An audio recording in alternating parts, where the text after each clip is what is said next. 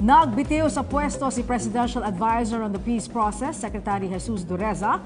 Ito po ay matapos madawit sa umano'y katiwalian ang dalawang opisyal ng OPAP na sinibak na rin sa pwesto ni Pangulong Rodrigo Duterte.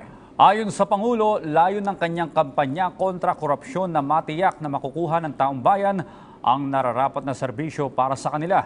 Ang sentro ng balitang yan mula kay Daniel Manalastas, live. Audrey, Angelique, ikinalungkot ni Pangulong Rodrigo Duterte ang pagbibitiw sa pwesto ni OPAP Secretary Jesus Dureza. Ito ay sa gitna ng kontrobersiya na kinahaharap ng ilang opisyal ng OPAP. Narito ang report. Muling iginiit ni Pangulong Rodrigo Duterte na seryoso siya sa laban kontra katiwalian. Tiniyak din ng Pangulo na mararamdaman ng taong bayan ang bunga ng buwis na kanilang binabayaran. I would just like you to know that hindi talaga ako pwede dyan. At makikita ninyo yung pera ninyo. Sa harap ng mga Boholano sa Panglao, Bohol, muling pinatunayan ito ng Pangulo sa pag-anunsyo ng pagsibak sa dalawang opisyal ng Office of the Presidential Advisor on the Peace Process dahil sa katiwalian. Kasabay ng pag-anunsyo ni Pangulong Duterte sa pagbibitiw sa pwesto ni OPAP Secretary Jesus Dureza. I am very sad that I accepted the resignation of Secretary Dureza. And I fired his USEC, si Ronald Flores, OPAP.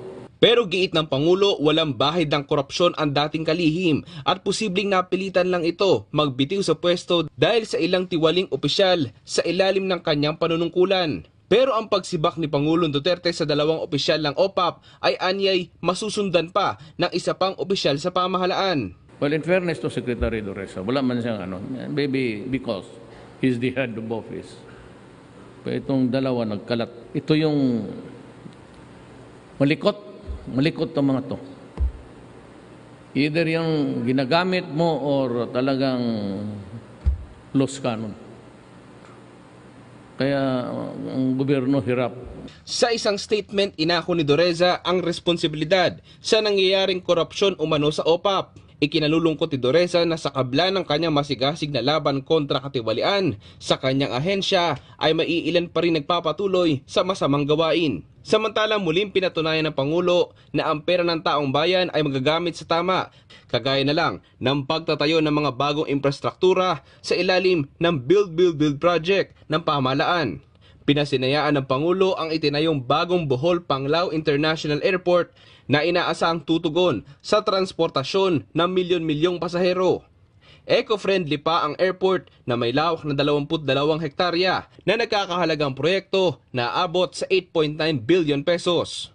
Be assured of this government's full support as you make Bohol more accessible to the world through this new airport.